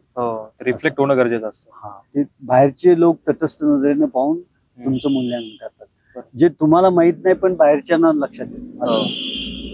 तो एक त्यातला महत्वाचा भाग आहे. म्हणून मला असं नेहमी वाटतं की सतत शिकायचा, सतत विद्यार्थी पण जपायचा, being a learner lifetime. अनेक जण रिटायरमेंटला 5 वर्ष राहिले की त्या रिटायरमेंटच्या मूड मध्ये असतात, काहीच करत नाहीत, वर्ग पण घेत नाहीत, असे त्या आता रिटायर झाल्याचेच मानसिक शेवटचे 5 वर्ष असतात. तर मला आता म्हणजे रिटायर होऊन आता 10 वर्ष होतील मला वाटतं. बरोबर. तरी पण मी ऍक्टिव्ह आहे है ना. आणि मला असं वाटतं की ते अमिताभ बच्चन हे रोल मॉडेल आहे. जोपर्यंत इंडस्ट्रीला तुमच्या क्षेत्राला तुम्ही महत्वाचे वाटता तोपर्यंत ते तुम्हाला संधी देतात. 100%. संधी आली तर संधी घेतली पाहिजे आणि सतत तुम्ही अपडेट राहिले पाहिजे. आजच्या काळाला अनुरूप तुमचं वाचन, तुमची दृष्टिकोन, चौफेर दृष्टी पाहिजे. आता मल्टीडिसिप्लिनरी एज्युकेशन म्हणतात. मी नॅकला 130 संस्थांना व्हिजिट केली महाराष्ट्र सोडून. 22 वर्ष मी नॅकवर जातोय आणि गेली 15 वर्ष मी चेअरमन म्हणून जातोय, चेअरपर्सन म्हणून जातोय. त्याच्यामुळे मला वेगवेगळ्या विषयातले भारतातले लोक भेटले. त्या टीम मध्ये असतात ना आणि खूप हुशार लोक असतात. तर त्यांची चर्चा करून मग विज्ञानाचे लोक असतात, सामाजिक शास्त्र, आपण समृद्ध होत जातो. आपण अतिशय समृद्ध होतो. Great learning experience. बरोबर. त्या तुम्ही ट्रायबल एरियात गेला तर तिथं कसं वास्तव आहे उच्च शिक्षणाचं कळत नाही तुम्हाला. सामाजिक वास्तव कसं आहे कळत नाही तुम्हाला, है ना. गेल्याशिवाय नाही कळत तुम्हाला. किंवा एकदम उत्तम संस्था आहेत त्या पण गेल्याशिवाय कळत नाही. मी आता कॅलिकट युनिव्हर्सिटी केरळला गेलो होतो आणि ते केरळ मधलं सगळ्यात मोठं विद्यापीठ आहे. त्या विद्यापीठामध्ये 50 एकर बॉटनिकल गार्डन आहे. विद्यापीठच 50 एकरात असतात किंवा 15 एकरात असतात. त्यांची बॉटनिकल गार्डन 50 एकरची आहे आणि त्यांनी भारतातल्या नॉर्थ ईस्ट मधल्या आणि जगातल्या सुद्धा वनस्पतींचा संग्रह केलेला आहे. म्हणजे अद्रक असतं ना, 42 प्रकारचे अद्रक आहेत त्यांच्याकडे. एक उदाहरण सांगतो मी. अतिशय संपन्न असं काम त्या विद्यापीठांनी केलं. आता मला हे आयुष्यात कळलंच नसतं तुम्ही या क्षेत्रात असूनही. ते गेल्यामुळे मला कळलं. म्हणजे असे अनेक प्रयोग वेगवेगळे विद्यापीठ करतात, कॉलेजेस करतात. इंटिरियरची तामिळनाडू असेल, आंध्र असेल, कर्नाटक असेल किंवा केरळ असेल, मध्य प्रदेश असेल, या सगळ्या राज्यांमध्ये मला जायची संधी मिळाली. दिल्ली असेल, उत्तर प्रदेश असेल. त्याच्यामुळे मी समृद्ध होत गेलो त्या अनुभवातनं, त्या आंतरक्रियांमधनं. आणि माझं एक खूप चांगलं नेटवर्क विद्वानांचं झालं. त्यांच्यामुळे मला खूप शिकायला मिळालं. बरोबर. आणि शिकण्याची भूमिका कायमपणानं असल्यामुळं ते विद्यार्थी पण अगदी जपलं पाहिजे आयुष्यभर. तसं तुम्ही आता सांगितलं की नेहमी अपडेट राहणं, त्याच्याबरोबर फिट राहणंही गरजेचं. म्हणजे 70 वर्षानंतरही तुम्ही आजच्या घडीला फिट आहे. हे सगळ्यांना म्हणजे आमच्यासारख्या तरुणांनी तुमच्याकडनं तर खरं तर प्रेरणाच घेतली पाहिजे गोष्टीबद्दल. आता फिट राहता याच्या अर्थ मी तुम्हाला असं नाही विचारणार की तुम्ही आंबा कापून खाता की चोकून खाता. असं फिट राहण्याचं याबद्दल मी विचारतो तुम्हाला की तुम्ही काही वेगवेगळ्या प्रॅक्टिसेस पण फॉलो करता स्वतःच्या वैयक्तिक आयुष्यामध्ये, तर त्याबद्दलही थोडंसं ऐकायला आवडेल आम्हाला. एक आहे की मला असं सगळ्यात महत्वाचं वाटतं की तुमची मानसिक संपत्ती चांगली पाहिजे. Mental wealth. तुम्ही समाधानी असलं पाहिजे. आता मला अपेक्षाच नव्हती मी कुलगुरू व्हायची, प्राध्यापक व्हायची अपेक्षा नव्हती. प्राध्यापक झालो, कुलगुरू झालो. तर मी अतिशय तृप्त आहे ना, तृप्त आहे आणि असंतुष्ट नाहीये. अनेक लोक असंतुष्ट असतात मनाने. मला हे मिळालं पाहिजे, मला ते मिळालं पाहिजे, मला अमुक पाहिजे. तर जी लोक मानसिक दृष्ट्या असंतुष्ट असतात, अनसॅटिस्फाईड असतात, तर त्या लोकांचं आरोग्य चांगलं राहतच. म्हणजे आता असंतुष्ट आणि स्वप्न या दोन वेगवेगळ्या गोष्टी बघायच्या. म्हणजे कसं स्वप्न तर असलीच पाहिजे, स्वप्न असावीच है ना. पण स्वप्न साध्य करण्यासाठीची जी मेहनत आहे, जो अभ्यास आहे, जो व्यासंग आहे, जे समर्पण आहे, ते नसेल तर नाही साध्य होणार. बरोबर. मी स्वतःच म्हणतो मी फार थोर आहे. नाही थोर तुम्ही. लोकांना म्हणू द्या तुम्ही थोर आहात, है ना. तुम्ही गुणवत्तेचे आहात तुम्ही म्हणून नाही चालणार. बरोबर. माझ्यावर अन्याय होतोय काही अर्थ नाही त्याला. माझ्यावर अन्याय होतोय अर्थ नाही. माझी पात्रता अमुक आहे तुम्ही सांगण्यात अर्थ नाही. तर समाजाला वाटली पाहिजे की तुझ्यात एक्स पात्रता आहे, एक्स नाही. समाजाची नजर आहे तुमच्यावर. विद्यार्थ्यांची नजर असते वर्गातल्या शिक्षकावर. शिक्षकाचे 2च डोळे आहेत. विद्यार्थ्यांचे 100 विद्यार्थी असतील तर 200 डोळे त्या शिक्षकाला बघत असतात. तो काय मुद्दा मांडतोय, कसं बोलतोय. तर त्याचंही मूल्यमापन चालू असतं. क्वालिटी असेसमेंट नॅकच करतं असं नाही. विद्यार्थी शिक्षकांचं मूल्यांकन करत असतं. बरोबर. आणि विद्यार्थ्याला केलंच पाहिजे. आणि म्हणून मला असं वाटतं की आयुष्यामध्ये तुमची मानसिक संपत्ती जितकी चांगली असेल, मेंटल वेल्थ, तितकं तुमचं आरोग्य चांगलं राहतं. ताणतणाव घेणं, स्ट्रेस घेणं, है ना. आनंद आनंद मिळवणं जीवनामध्ये, आनंदित राहणं मेंटल स्टेट आहे. बरोबर. तर ती मेंटल स्टेट नसेल तर बघा, लोक म्हणजे आनंदाच्या क्षणी सुद्धा म्हणजे चेहऱ्यावर अशी माणसं मी पाहिलीत, खूप आनंदाचं क्षण आहे आणि आनंदच होत नाही त्यांना, किंवा असं किंचित हसल्यासारखं करतात. बरोबर. तर म्हणजे याचा अर्थ काहीतरी प्रॉब्लेम आहे त्या माणसाचा, त्याच्या विचारामध्ये. खरंय. म्हणजे सुगंधाची दुर्गंधी येते असे पण लोक आहेत, है ना, असे पण लोक आहेत. तर मला सगळ्यात असं वाटतं की सतत कार्यरत राहणं, सकारात्मक राहणं, आपल्या वैचारिक निष्ठा प्रांजळपणानं जपणं, मूल्यव्यवस्था जपणं, नैतिकता जपणं, याच्यासाठी तुमच्या क्षमतेनुसार काम करत राहिला आपण तर मला असं वाटतं व्यवस्थित. आता मला माझ्या आईला ब्लड प्रेशर होतं, वडिलांना डायबिटीस होता. तर नॅचरली ते बऱ्याचदा ते येतात रोग, है ना, जेनेटिक अनुवंशिक. पण मला नाही येते. आता मी यावर्षी पण चेकअप केलं, मला नाहीये सध्या. पण मला असं वाटतं की ते माझी मानसिक जी काही भूमिका आहे ती मानसिक स्वास्थ्य, मानसिक हेल्थ, आरोग्य आणि त्याचबरोबर सतत कामात राहण्याचं, वाचनात राहण्याचं, नवं शिकण्याची जी काही ऊर्जा आहे माझ्यामध्ये, ती ऊर्जा मला असं वाटतं की मला हे करते. आणि मग खाण्यातली पथ्य. मला एका पुण्यातले 85 वर्षाचे गृहस्थ आहेत, ते पुण्याची हे चढतात, टेकडी चढतात. तर त्यांचा इंटरव्ह्यू मी पाहिला, तर त्यांनी असं सांगितलं की तुमची 50-60 वर्ष उलटली की तुम्ही जेवढं खाता त्याच्या निम्म खाल्लं पाहिजे. ओके.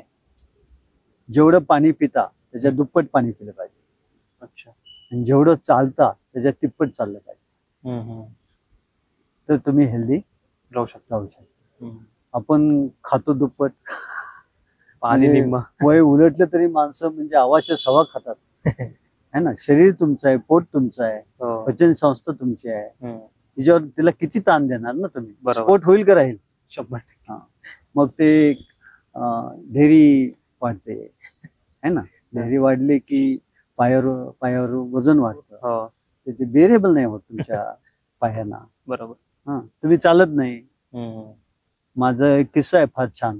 तर मी चप्पल दुरुस्त करायला गेलो, तो चर्मकार बांधव मला म्हणाला, मी त्याला म्हणालो बरीच माझी चप्पल टिकली, वर्षभर झालं टिकली, काही झालं नाही. ते म्हणाले, साहेब तुम्ही काय काम करता? विद्यापीठात प्राध्यापक. मग म्हणे तुम्ही जाता कसं? म्हणलं स्कूटरवर जातो. बर, येतं कसं? स्कूटरवर येतो.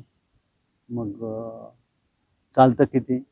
दुकानात येतो तेवढं, काय करायचं. म्हणजे मी चाललाच नाही तर चप्पल खराब न होता चांगली राहील नाही तर काय होईल. बरोबर. तर निसर्गाने आपल्याला पाय दिले चालण्यासाठी, माणसं चालत नाही. चालणं त्यांना चालत नाही असं म्हणतात. गाडीत बसतात, गाडीतनं उतरतात, एका एसीतनं दुसऱ्या एसीत, तिथून पुन्हा तिसऱ्या एसीत, म्हणजे घरच्या एसीत. बरोबर. कायम प्रमाणात निसर्गापासून तुटून राहिल्यामुळं तुमचं, आणि खाणं आवाच्या सवा, रात्री कमी खायला पाहिजे, रात्री जास्त खातात, अपेय पान करतात, किती पितात, आणि सगळं मनातले क्षोभ, राग, कटू भावना काढतात बाहेर, है ना. म्हणजे चालत राहिलं पाहिजे, तेव्हा आपण चालत राहू. तेच आहे ना. म्हणजे मला तर असं दिसतंय की तेच एक कारण असावं. बरोबर. सिंहासन बघितलंय तुम्ही? पाहिलं. काय नेमकं कसं, चित्रपटाच्या बाबतीत काय, कुठले कोणते पिक्चर बघायचे तुम्ही? मी चित्रपट सगळे बघतो. आता मी रेड 2 सुद्धा पाहिला. ओके. है ना. आणि महात्मा फुले पण पाहिला. तर चित्रपट मी पाहतोच आहे पहिल्यापासून. मला आठवतंय की सगळ्यात आवडता चित्रपट कोणता म्हटला की मी म्हणेन मासूम चित्रपट होता.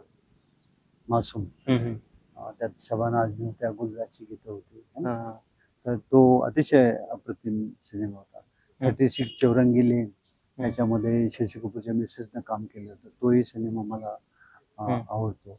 मग अलीकडचे लँडमार्क सिनेमे खूप झालेले आहेत, ज्याच्यातनं काहीतरी चांगला संदेश दिला जातो. जेंडर इक्वॅलिटीचा असेल, OTT वर सुद्धा खूप चांगल्या मालिका आणि हे येतात की ज्याच्यातनं योग्य संदेश दिला जातो, समाजाचं वास्तव सांगितलं जातं आणि समाजाच्या समानतेबद्दलचे विचार त्यातनं मांडले जातात. खूप चांगले सिनेमे भारतीय भाषांमध्ये सुद्धा तयार होतात. ते आहे. बरोबर. आवडतं गाणं हा, कोणतं गाणं आवडतं तुम्हाला? गाणं तर मला गाणी तर मला सर्व प्रकारची गाणी आवडतात. पण जर क्लासिकल बेस गाणी असतील, निमशास्त्रीय संगीत असेल, ते मला आवडतं. कॉलेज सुद्धा पोएटिक, ज्याला पोएट्री आहे आणि काव्य अप्रतिम आहे आणि ज्याच्यामध्ये संगीत पण उत्तम आहे. म्हणजे आता गुलजारची गाणी, जावेद अख्तरची गाणी, जुन्या काळातल्या सगळ्या ह्यांची गाणी, ओपी नय्यरचं म्युझिक, ही सगळी गाणी मनस्वी आवडणारी गाणी. माणसाने थोडासा साहित्यिक पण असावं का? असायला पाहिजे. काव्यशास्त्र विनोद तुमच्याकडं असलं पाहिजे. आणि मी नाटक लिहिलेलं आहे, तुम्हाला आश्चर्य वाटेल. ओके. मी धर्मांतर नावाचं नाटक लिहिलेलं आहे. त्याचे हिंदी मराठीमध्ये शो झालेले आहेत. ओके. आणि स्पर्धेमध्ये पण, नाट्य स्पर्धेत आम्ही उतरलो होतो औरंगाबादला 81 साली. तर ते नियम असा होता की 2 मध्यांतर धरून 1.5 तासापेक्षा कमी होऊ नये. अच्छा. असं काहीतरी होतं. 15 मिनिटाची 2 मध्यांतर. तर आमचं नाटक झालं होतं 1:55 मिनिटाचं. तर त्यांनी ते 2 तासापेक्षा कमी म्हणून बात केली. ऍक्च्युअली आमचं नाटक पहिलं आलेलं होतं. धर्मांतर नाव होतं त्याचं. तर तामिळनाडूमध्ये दलितांनी धर्मांतर केलेलं होतं. त्यावर आधारित मीनाक्षीपुरमला झालं होतं ते. त्याच्यावरचं मी नाटक लिहिलं होतं. आणि मी आकाशवाणीच होतो त्यावेळेला. तर तिथेच रात्री ड्युटी संपल्यानंतर बसून 4-5 दिवस आठवड्यात मी ते नाटक लिहून काढलं. आणि अनेक आकाशवाणीसाठी मी अनेकदा म्हणजे श्रुतिका शेकडो लिहिलेले आहेत, नभोनाट्य लिहिलेले आहेत, चैन असायची म्हणजे सगळ्यात आकाशवाणी केंद्रावर वाजली जाणारी नाटकं पण लिहिलेली आहेत, नभोनाट्य ज्याला म्हणतात. लिखाण तर मी खूप केलं. वर्तमानपत्रात प्रचंड लिहिलंय. म्हणजे म्हणजे 2-1 हजार तर आर्टिकल छपून आले असते. आता मलाही संख्या सांगता येणार नाही. असं लिहित राहिलेलं आहे, वाचत राहिलेलं आहे. तो आता म्हणजे तो प्रवास आपला सोलापूरच्या गावापासून कुलगुरू पदापर्यंत, परत साहित्यिक, जवळपास आपण सर्वांगाने जरा टच करायचा प्रयत्न केला. सिंह लोकांचे आता शेवटाकडे जर आपण येतो, तर शेवटची एक तुमचा काही मेसेज किंवा कुठल्या नोटवरती आपण सोडू हा इंटरव्ह्यू? मला एक आयुष्याचा संदेश द्यायचा झालं तर माझा हा सगळा प्रवास बघता, हा प्रवास म्हणजे मॅजिकल वाटतोय है ना, की असं काही घडेल जीवनामध्ये माझ्या, असं कल्पनाच नव्हती. ते घडत गेलं. मी चालत गेलो आणि ते घडत गेलं. मी पुढे जात गेलो. आणि मला असं वाटतं की आपला समाज सुद्धा तेवढा संवेदनशील आहे की अनेकदा समाजामध्ये तुम्हाला सप्रेस केलं जातं, दडपलं जातं. मी पण अनुभव घेतलेले आहेत, भरपूर अनुभव घेतलेले आहेत. म्हणजे असं नाहीये की मला असं रस्ता करून दिलाय सगळ्यांनी, असं नाहीये. होतं, संघर्ष करावा लागतो. आहे, संघर्ष आहे आयुष्यामध्ये. दडपलं जातं. तुमच्यामध्ये थोडी चतुराई असेल तर तुम्हाला सप्रेस केलं जातं. संघर्ष आहे. अनेकांचे अनेक दृष्टिकोन असतात, धार्मिक, जातीय दृष्टिकोन असतात. अनेकांना तुमचे विचार आवडत नसतात, है ना. बरोबर. लोकांना असं वाटतं की त्यांनी हे विचार घ्यावे, ते विचार घ्यावे. आपल्या विचारावर ठाम राहण्याची माझी भूमिका आहे. काही असलं तरी मी माझ्या मतावर ठाम आहे. कारण फुले शाहू आंबेडकरांच्या मुळेच आपल्या राज्यातली बहुजन समाजातली माणसं पुढे आली, हे स्पष्ट दिसतंय आपल्याला. त्यापैकी मी एक आहे, अशी माझी धारणा आहे. त्या विचाराशी माझी निष्ठा मी आढळ ठेवलेली आहे. मग त्याचे फायदे तोटे काही होते त्याच्याकडे बघायचं नाही, आपण ते करायचं. आणि पत्रकारितेचा धर्म आहे की आपण ज्याला म्हणतो आपण न्यूट्रल राहणं, है ना. जेव्हा ती भूमिका करतो पत्रकारांची, telling the truth is the journalism. सत्य सांगणं पत्रकारितेचा धर्म आहे, तोच धर्म आहे. बरोबर. आणि असत्य झाकायचं नाही, हे पत्रकारितेचा धर्म आहे. आता सत्य सांगितलं जात नाही आणि असत्य झाकलं जात, बरोबर है ना. आपण एक व्याख्या करतो बघा पत्रकारितेमध्ये, शिकवतो आम्ही वर्गामध्ये. News is sacred, comments are free. बातमी पवित्र आहे, प्रतिक्रिया मुक्त आहे. बरोबर. तर बातमी जशी आहे तशी दिली पाहिजे, पवित्र हो. आहे बातमी, हम्म. है ना, हम्म. आणि प्रतिक्रिया मुक्त आहे. हम्म. आता मी त्याचं वर्णन केलंय, त्याची भाषा मी बदलली. हम्म. ते असे आहे की news is no more secret, hmm. Comments are no more free. Hmm. बातमी आता पवित्र राहिलेली नाहीये. तुम्हाला सत्य जाणून घ्यायचंय तर पाकिस्तान काय म्हणतंय, भारत काय म्हणतंय, इथली वृत्तपत्र काय म्हणतात, तिथली वृत्तपत्र काय म्हणतात, BBC काय म्हणतं, अल जजीरा काय म्हणतो, एवढंसं पाहिल्यावर तुम्हाला या युद्धात सत्य काय झालं कळतं, नाही तर कळत नाही. बरोबर. So news is no more sacred, बातमी पवित्र राहिलेली नाही. Comments are no more free. आता ज्या प्रतिक्रिया येतात त्या सुद्धा मुक्त येत नाही, त्या दडपलेल्या आहेत, दाबलेल्या आहेत, एकांगी आहेत, एका कलानी आहेत, विकलेले आहेत, विद्वान विकलेले आहेत, है ना. बरोबर. तर ते एक प्रकारचे भात झालेले आहेत, राजेशाहीचे भात असायचे तसे भात झालेले आहेत. तर असं वाटतं की हे सत्य कधी सांगणार आहे. तर सत्य सांगण्यापेक्षा सत्य लपवणं, सत्यापलाप करणं हेच जास्त प्रकर्षाने जाणतो. याती सुद्धा खूप चांगले पत्रकार आजही आहेत, संख्येने कमी असतील पण ते दणकटपणे आपलं जगभरामध्ये काम करतायत. ही खूप चांगली गोष्ट मला असं वाटतंय. आणि भारत या देशाच्या नागरिकांचं फार मोठं कौतुक करावं असं वाटतं. एवढे सगळे दबाव, प्रभाव, परिणाम, धर्मवाद, जातीवाद सगळं असताना सुद्धा भारतीय लोकांनी आपली लोकशाही टिकून ठेवलेली आहे. फुटीरवादी वृत्तींना दाद दिलेली नाही, त्यांना फारसं जवळ केलेलं नाही, आणि योग्य वेळी योग्य निर्णय भारताच्या लोकांनी शहाणपणानं घेतलेला आहे. शिकलेले कमी असतील पण शहाणपणा खूप आहे, हे आपण लक्षात घेतलं पाहिजे. आणि एक लक्षात मला सांगायचं आहे भारतीय लोकांना की तुम्ही पहा की आपली जी बॉर्डरची राज्य आहेत, पंजाब आहे बॉर्डरचं राज्य, बरोबर आहे, तिथं भारतातले जे अल्पसंख्याक शीख, तिथं ते मेजॉरिटी आहेत, बहुसंख्य आहेत, बरोबर आहे. बरोबर. जर आपण मेजॉरिटीचं राज्य असं म्हटलं, हिंदूंचा हा देश आहे म्हटलं, तर पंजाब मधले शीख काय म्हणतील, आम्ही मेजॉरिटी आहोत, हे आमचं राज्य आहे. मग खलिस्तानवादी विचारांना चालना मिळेल का, नाही मिळणार. आणि ते बॉर्डर स्टेट आहेत, है ना. बरोबर. तुम्ही काश्मीरला जा, मुस्लिम बहुसंख्य आहेत, तिथलं संकट आपण बघतोच आहोत. तुम्ही गोव्याला जा, बॉर्डर स्टेट आहे, तिथे तुम्हाला असं दिसेल की ख्रिश्चन जास्त आहेत. नॉर्थ ईस्टला जा, उत्तर पूर्वेत जा, तिथे तुम्हाला दिसेल की बौद्ध समाजाचे लोक जास्त आहेत, आदिवासी जास्त आहेत. मग तुम्ही इथे जर बहुसंख्य हिंदू आहेत असं म्हणताय, तर त्या राज्यांमध्ये काय होईल. बरोबर. तुटलेपणाचा भाव होणार.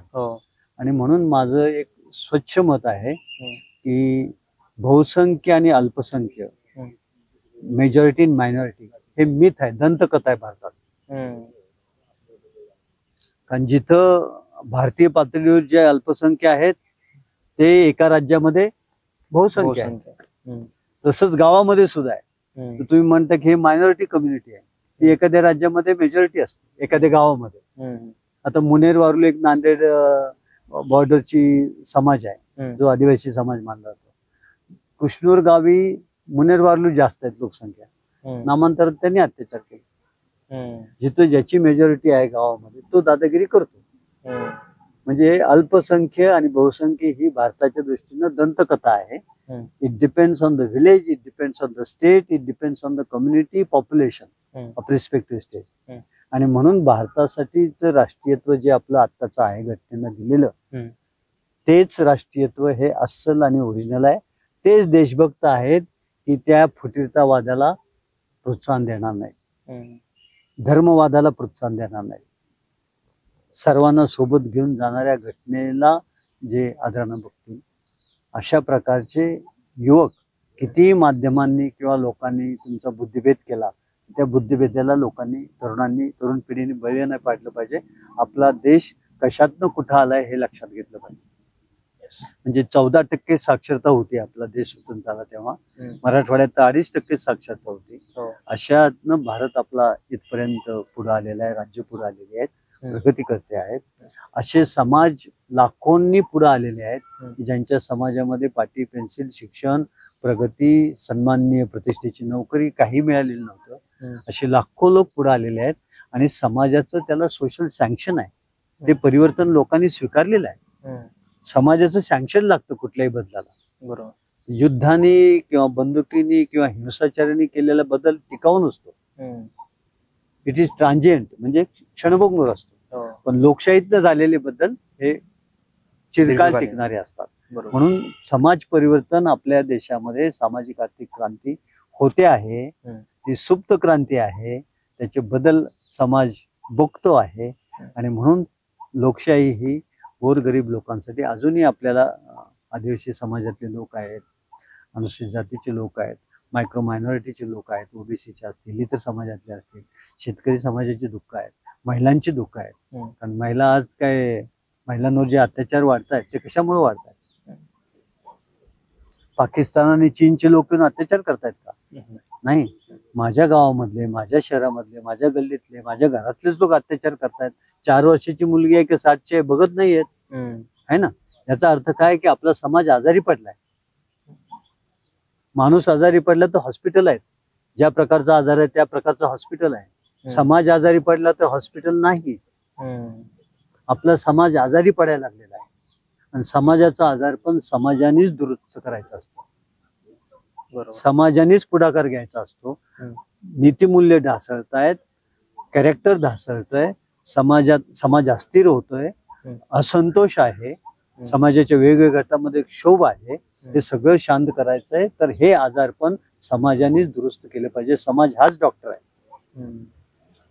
आणि ज्या प्रकारे आपल्या देशामध्ये हिंसाचार वाढतोय सर्व प्रकारचा, ज्या प्रकारे द्वेष वाढतोय सर्व प्रकारचा, वेगवेगळ्या स्वरूपातला द्वेष वाढतोय, हे देशासाठी अतिशय घातक आहे, माणुसकीसाठी घातक आहे. भारताकडे लोक एक आदर्श राज्य म्हणून बघतात. भारताकडनं शिकू मागतात. भारताने या चुकीच्या मार्गाने जायला नको आहे. Okay, right. चलो, थँक्यू सर. राईट.